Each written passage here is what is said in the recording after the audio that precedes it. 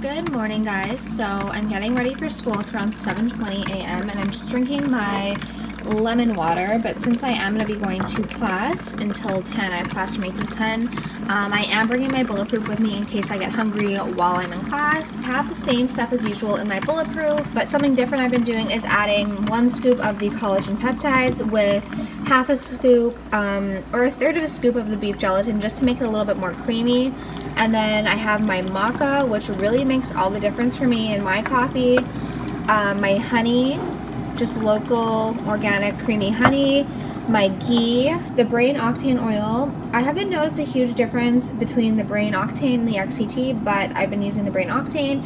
And then in this little Tupperware I have my rice tocos, which I like adding along with the maca but not in place of the maca, and then cinnamon. So now I'm just going to blend it up, finish getting ready, and drink my lemon water. So I had a very hard time with all the seasonings. Poppy seeds went everywhere, but this is my blend that I made. I followed a few different recipes and I looked up what was in the actual blend on the Trader Joe's website. So I tripled the recipes. So I have 3 tablespoons of toasted sesame seeds, 3 tablespoons of poppy seeds, 3 tablespoons of the dried minced garlic, one of these, 3 tablespoons of dried minced onion, and then in the center here, this is sea salt from Greece, but you need like sea salt flakes or coarse sea salt, so it calls for 2 teaspoons per recipe. So logically, I should have put in 6 teaspoons, but I didn't want to make it too salty, so I put in 4 heaping teaspoons of the sea salt flakes, and these are sea salt flakes. I was actually really excited to see that I had sea salt flakes because I couldn't find it at the grocery stores.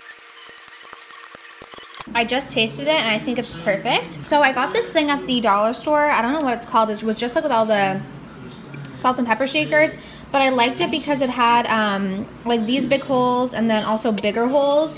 So it also closes.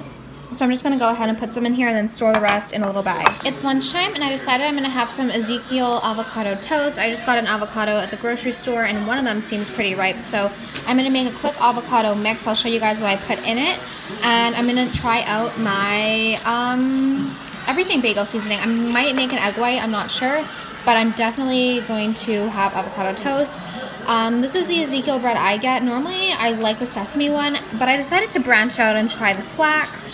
So I got the flax Ezekiel bread, but this is my favorite cooking spray. I use it on the grill. I use it whenever I'm cooking something in my pan. I will link it down below. It's by St. Francis Herb Farm, but it's just a really good cooking spray. I just scooped out half of an avocado and I put some Montreal steak spice, some lime juice, and some sriracha for heat. The Montreal steak spice, I only put a little bit because there is salt in the everything bagel seasoning I made, and I definitely don't want it to be too salty.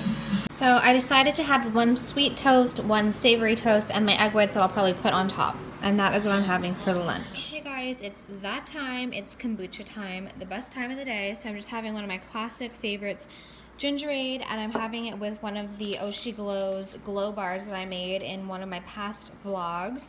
These are really good. I'm definitely going to continue making them. I might throw in chocolate chips next time. I just really like knowing exactly what's in the bars. I'm going to eat this now and then start making my Harvest turkey sausage soup. That's the name we're going with. And I'm just going to show you the ingredients that you need. So I use turkey sausage. Unfortunately, they don't have hot sausage, but that's okay. I can season it up. I like to use turkey because the nutrition facts are way better than if you used a pork sausage. There's only 70 calories per sausage.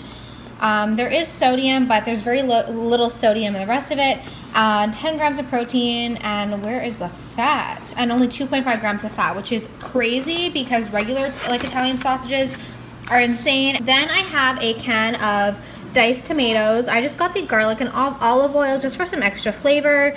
And this is the petite cut stewed tomatoes. It doesn't make a huge difference, but I just liked the smaller pieces. 2 cartons of chicken broth, no salt added. I just got this one at Costco. It's my favorite. I like having them on hand because I use them for so much stuff. You're gonna need garlic, an onion, and a sweet potato. You can use whatever potato you want, but since this is like a fall soup or whatever, I just got a sweet potato. And I'm gonna probably throw in some of these cauliflower pearls that I got at Costco. You can really throw in everything. This is a great leftover soup if you have leftover vegetables or peppers or anything.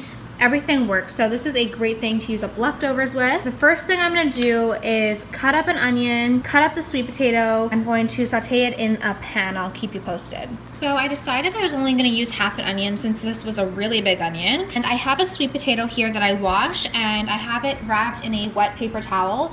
And the reason I did this is because sweet potatoes are really hard to cut, and since I don't want to chop off any fingers, I'm going to stick this in the microwave for like a minute and a half, and that way it kind of softens up a little bit and kind of steams, and then it'll be way easier for me to cut it. So in my large pot, I'm just going to take some extra virgin olive oil, and I'm going to drizzle, I don't know, probably like 2 tablespoons worth, and I'm gonna bring it to a medium heat because I want to slowly sweat out the onions and really develop the flavors.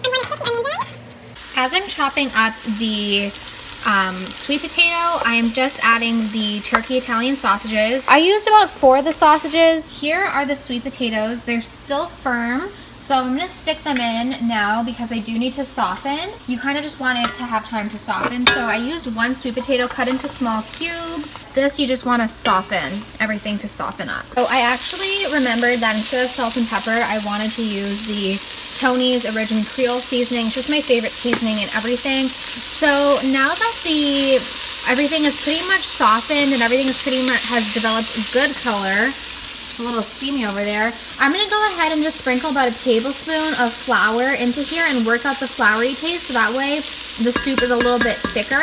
And then add in my 2 cans of chicken broth and my can of diced tomatoes, which I had a hell of a time opening. So now that the flour is in, you just want to mix it all up.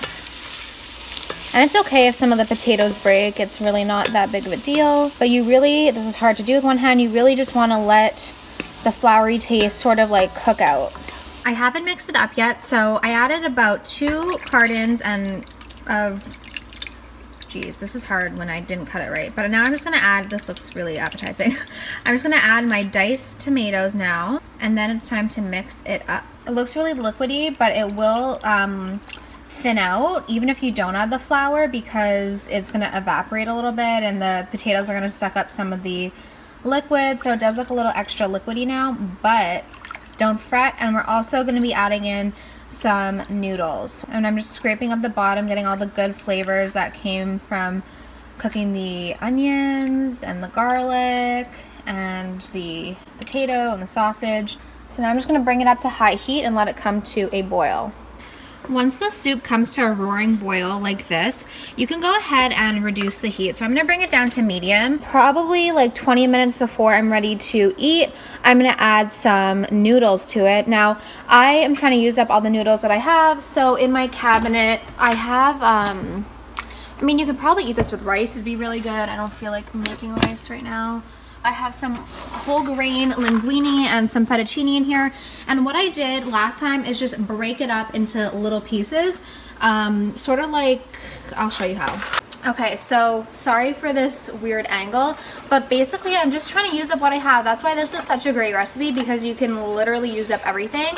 So I just had some fettuccine, and then all I did was just like break it into little pieces like that, and I used that instead of noodles. I did little bows last time. Half a cup was probably actually a little bit overzealous. I think it's probably gonna be closer to a quarter. You really don't need much. I'm gonna give it a taste too. Another thing I'm gonna add is a bay leaf.